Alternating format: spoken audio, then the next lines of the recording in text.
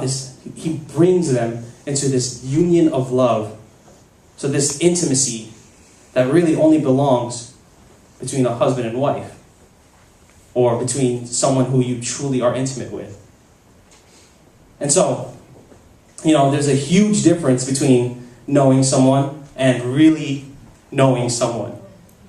For example, I know Michael Jordan, right? I know that he's won 6 championships. I know he retired. And I know he's owner of the Charlotte Bobcats, Hornets now again. And so I know that stuff. But do I really know him? When you contrast that to how much I know my wife, I know her because we spend a lot of time together. And I pursue getting to know her sometimes. Okay, I'm sorry. Not all the time, but I try. And so there's a huge difference between really knowing someone and knowing someone just based on their stats. And I think a lot of us, in all honesty, we kind of pursue God in that way. It's like we have this head knowledge of who he is. We know he's done this. But do we really pursue him in the way that we would in a relationship?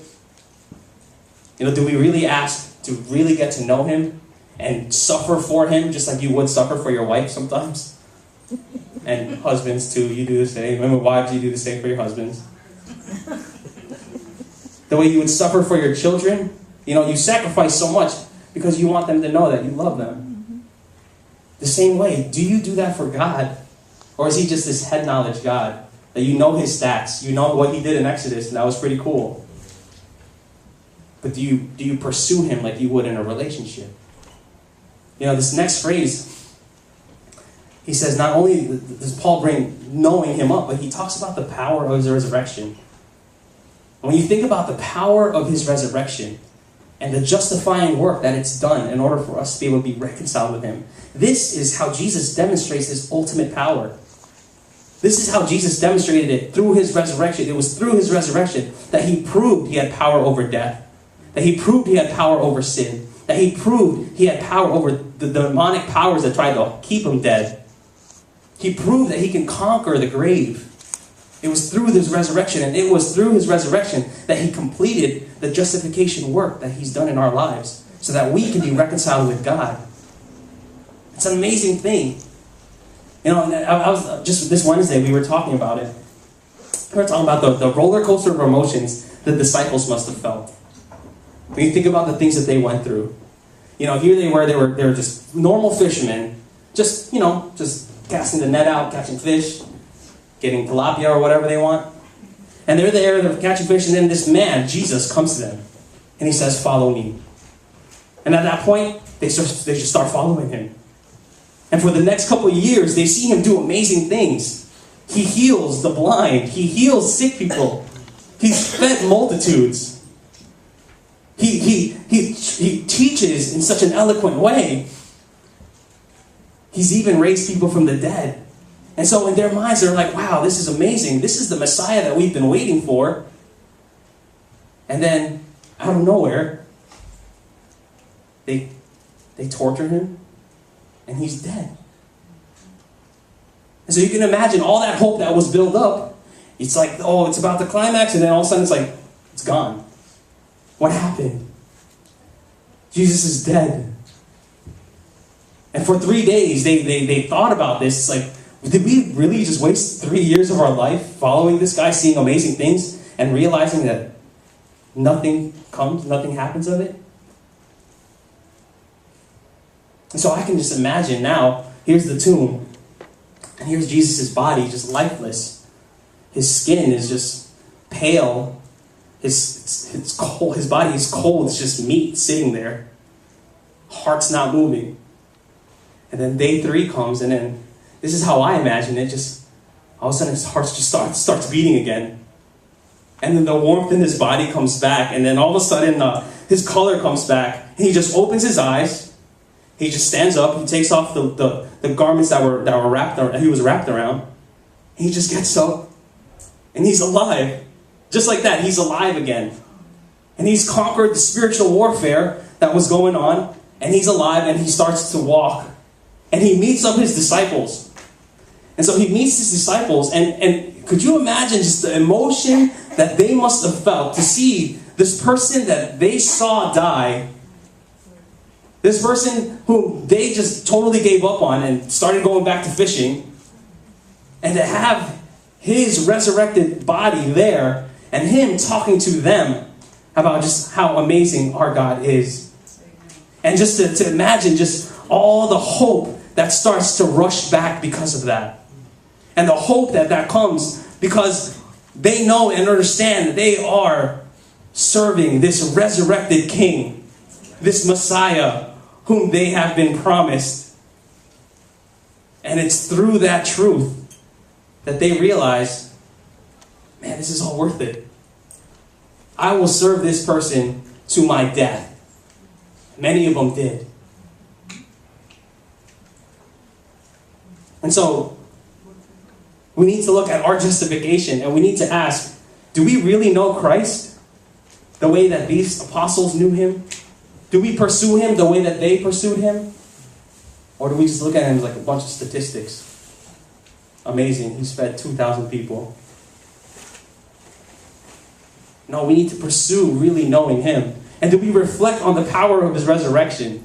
Because if you really believe that he's resurrected, if you truly believe that, your life needs to be changed. There's no way of believing someone truly resurrected from the dead and then nothing happens. You know, so it's good to ask, is Jesus worth dying for? Secondly, let's look at the sanctification. Continuing verse 10, Paul writes, and may share his sufferings, becoming like him in his death. He says, and may share his sufferings, that we can share in his sufferings, becoming like him in his death. And that word share here is that Greek word koinonia. And the idea there is simply communion, fellowship. It's an idea of partnership, companionship, like friends. And often when we hear the word companion or partners or fellowship, you know, the way like it's translated in the KJV and the NASB, we often think of good times, right? We think of joyous moments. You know, when I think of fellowshipping with friends or just hanging out with companions, I think of just hanging out and eating red velvet cupcakes. You know, I think of playing board games and eating red velvet cupcakes. I think of, you know, playing sports and playing video games while eating pizza. Ah, tricky. And so we think of these happy occasions usually, but here Paul is speaking about something totally different. He says fellowshipping in suffering. And I believe here's a thought, and I want you to think about this.